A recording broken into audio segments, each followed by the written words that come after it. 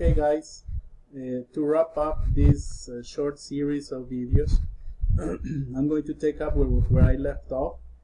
So I told you, yes, you need to work as fast as you can in sections 5 and 6.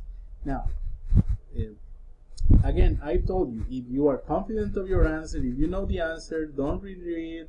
The moment that you get the right answer, just jot it down. Don't be over analyzing things. Again, check what you have done before, check what has worked for you, check what hasn't worked for you. Okay, so the faster you work, if you do these first questions in about 15 seconds per question, you will cover this section in about 12 minutes.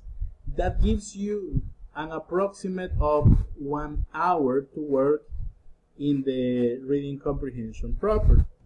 Okay, so it is a good idea you manage your time efficiently. Now, in section 7, by the time you get to the reading comprehension part, you will be tired.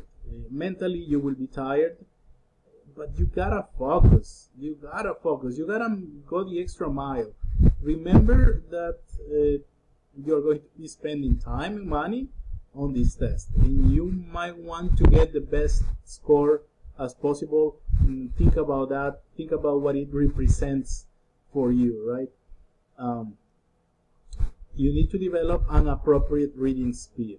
Okay, in class some time ago, before this world emergency occurred, I gave you some pointers to improve your reading speed. Now, reading speed is important. It's important to read fast, but please do not read faster than your usual pace when you are taking the test. If you read faster than your usual pace, what you will end up doing is read the material, go to the question, and say, I don't remember the answer. I don't remember getting this information from what I read, because you read too fast. There must be a balance between reading speed and reading comprehension. So please, do not read slowly, but do not read too fast, because if you read too fast, you will be forced to reread the material. And that is why it's important that you manage your time properly in sections 5 and 6, so that you don't have to be rushed in this last part. Now, I'm going to give you some general pointers for the whole test. First, don't doubt your English. If you know the answer to a question, do not second guess yourself. If, for example, you're working, well, I am working, and I know that the answer for an item is B, I do not wait to read the other choices or to listen to the other choices. I know what my answer is. I go and I fill out the circle and I move to the next question. That gives me a sense of security. Well, it works for me again. So, if you know the answer, do not listen to the other choices. Do not read the other answer choices. Go on, fill out your circle and move on to the next question. If you get distracted easily, I recommend that you close your eyes. That applies only for the listening section, of course. Don't close your eyes in the reading section, because when we are listening, I'll give you an example. I'm listening to the items, and I'm looking at somebody, and then I go, hey, those look like some shoes I have, or something, right? So I particularly get distracted very easily. So in the listening section, I try to close my eyes. I try to close my eyes when I'm listening to the audio. That allows me to concentrate more fully on the question I need to answer. And I recommend you have at least 2 HB2 pencils with you, a sharpener, and a good eraser. There might be pencils in the place where you take it for you to borrow, or there might not. But I don't see why you shouldn't take your materials with you. Take everything, do everything that allows you to feel more secure, certain, confident on yourself, right? I definitely do not recommend mechanical pencils because the tip is too fine and it takes a little longer to fill out the circle. Definitely, the circle needs to be filled carefully. If you fill out circles incorrectly or partially, or you don't respect the boundaries of the circle, then the machine might not interpret your answer correctly, right? So yeah, be careful with that. And another piece of advice, it works for me, consider it might work for you or not. I try to keep my finger next to the item I am working on. So in this way, because there are a lot of circles, you know, there are 200 items in this answer sheet, so it allows me to locate the right answer more easily. And you do not want to commit a mistake by choosing the wrong answer in this test, because it happens sometimes.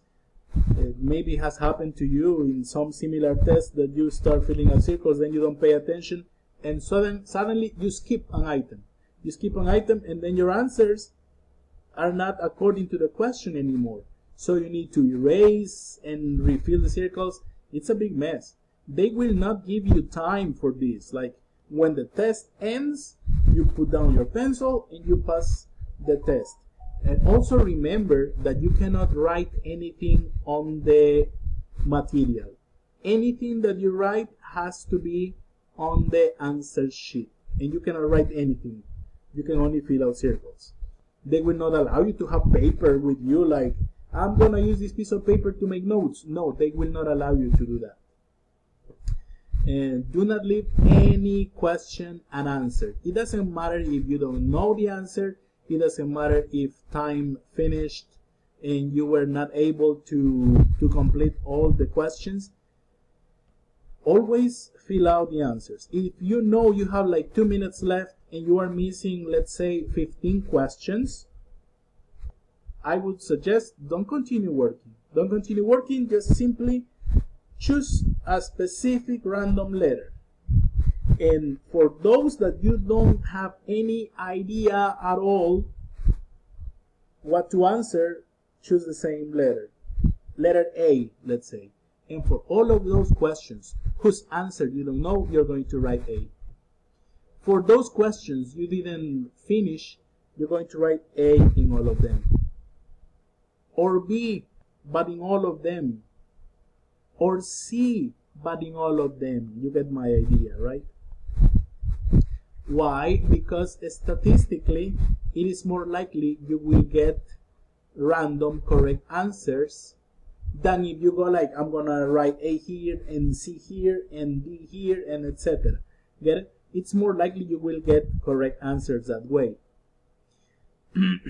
And please don't drink too much water before the test, because there are no bathroom breaks. If you need to go to the bathroom, and I'm afraid that you will have to either hold it or, you know, miss some portion of the test. And well, and basically that's what I have to tell you about taking this test. But two things are important. You need to be confident. You need to remember that you have gotten to this point after a process, and trust the process. Because I know you were a responsible student, then I know you will do well. And again, if you know your English is not up to par, because I don't know who's listening to this video, when the person is listening to this video, but if you feel your English is not good enough, I would recommend that first you take either particular classes or classes at the institution, but maybe not for preparation for standardized tests. You might want to take classes to improve your English, and talk to the person or to the institution, telling them your objective, that you want to improve X area or Y area, and they might give you the best course of action to take. And well, I have more ideas, but unfortunately right now they don't come to mind. Don't drink too much water before you take the test. Eat sensibly. I particularly don't like to eat before I take one of these tests. My stomach feels weird, so I normally don't eat until after I finish the test. And be confident, guys. This is doable. Okay. Remember that preparation is important. Okay, that's the other aspect that you need to remember. If your English is not good enough, then work on it. And if your English is good enough, but you are a nervous person, I recommend you prepare for the test as best as you can, working on developing your confidence. You got this. You got it, but you need to believe it. Okay. And that's going to be all for this short series of videos about preparation for TOEIC, guys. I wish you the best. I hope you get the best result in the test. One thing I want to tell. This I forgot. If unfortunately you fail the test the first time you take it, I wouldn't recommend that you go back the next week, depending on the score you got, right? If your desired score was not too far, yeah, maybe you want to risk it. Maybe you had a bad day, so yeah, maybe you want to go ahead. But if you missed your desired score by like 100 points or 150 points, I wouldn't take the test like in a week or 2 weeks. I would take the time to go and get prepared. Also, I don't recommend taking the test too often because it works against you. It's going to make you feel more nervous. I know of cases of people who are actually really good at English, but I don't know, I guess it's a matter of confidence. I know people who have taken this test plenty of times until they get the desired score. So maybe take your time to prepare yourself and build up your confidence, because if you take it like immediately, like a week after you took it, that might actually make you feel more nervous, and you might get another bad result, and that's going to make you feel frustrated. It's going to make you doubt yourself, and we don't want that. Okay, so besides, it's money you have to spend on this, right? So I might want you to consider that. And with this, guys, I finished this video. I wish you the best, really. I hope you achieve your scores. I hope you achieve your goals, because I'm actually cheering for you that you get what you desire in your future. Have a nice one, everybody.